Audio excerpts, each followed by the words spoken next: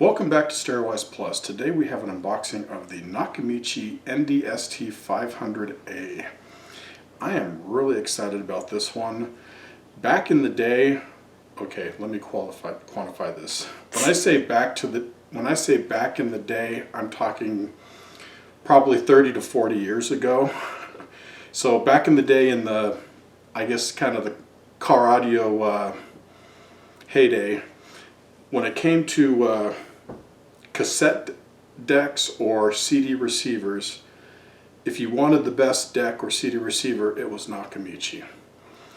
They were in the US for a long time, then they kind of got out of the US, and well, now they're back in. And this is one of their products. It is a combination DSP as well as amplifier. So it's kind of an all-in-one, and it's designed for high-res audio. It has a 12-channel DSP and a built-in 10-channel amplifier. So it's really robust. It's basically designed to elevate your entire car audio system as kind of a one-stop, all-in-one product. Aside from speakers, obviously, this is designed to basically increase the sound quality of your whole system, with it being designed for high-res audio. The DSP, it does everything from crossover points, gains, 31 band EQ for all the different channels, and with the 12-channel DSP, that's a lot of channels. So if you've got, it'd work great if you have like a three-way or two ways. If you have a two-way components in the front, two-way in the back, that's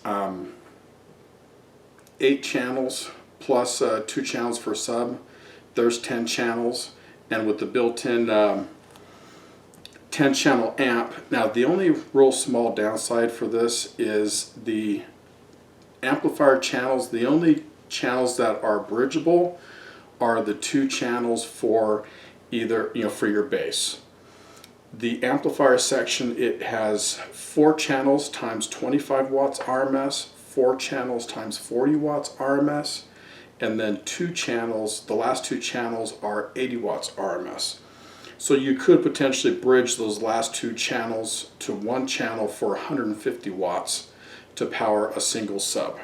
So if you have 2 ways in the front, 2 ways in the back, and a single sub, this DSP processor could be all that you need for your whole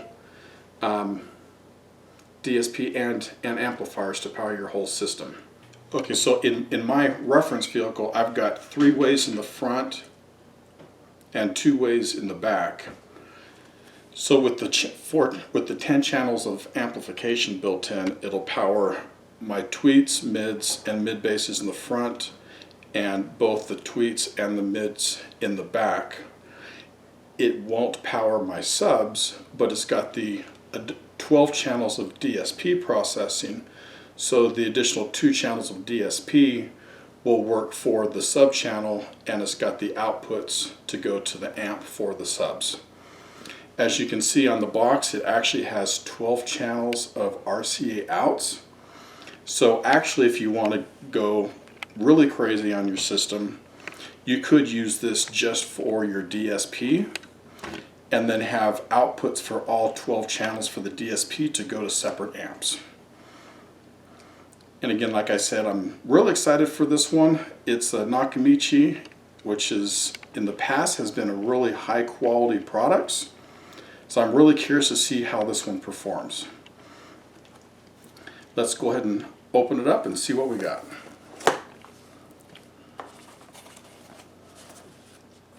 So we got the user manuals. Looks like it comes in both Chinese and English. I think that's Japanese, Dad. Okay, Japanese.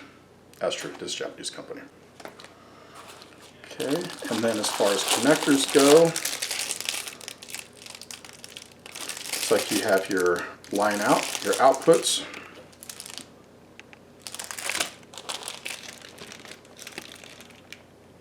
USB,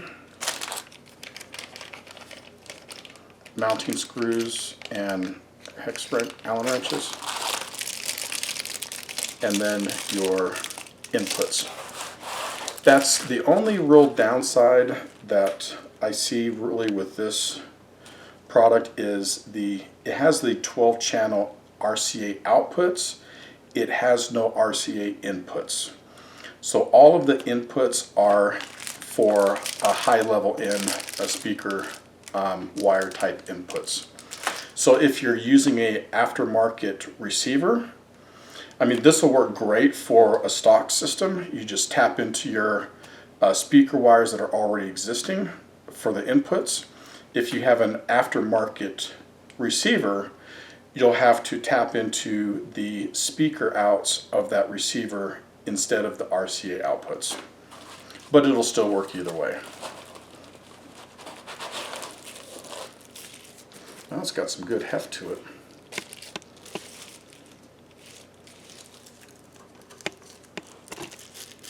And stay tuned for the full review on our site once that is available.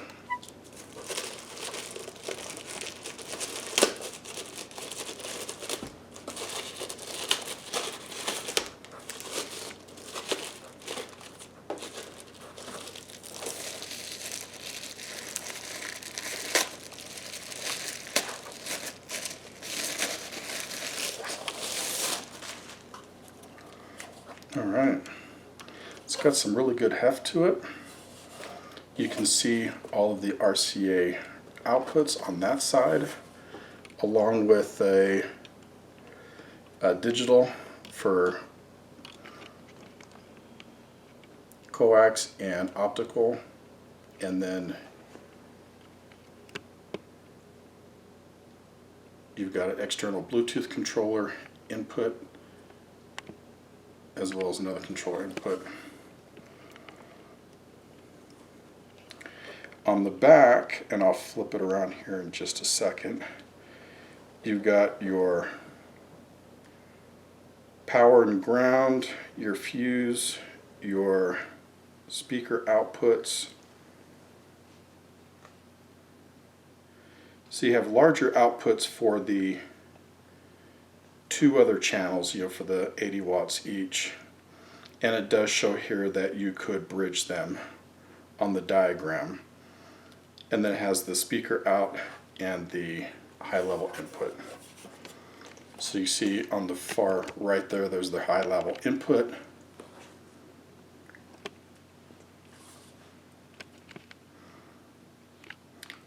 So you've got the high level input, speaker out, the fuse, and then there's for the other channels that you can potentially bridge.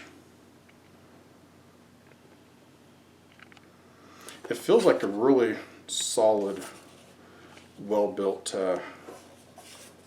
processor amplifier. I'm excited to get it hooked up and see what it can do. And the software, it works with both a laptop, for PC, or for your tablet or smartphone. So you can use it either way. And that about does it. Thanks for viewing. Please like, please share, please subscribe, and please stay tuned on our website for the full review.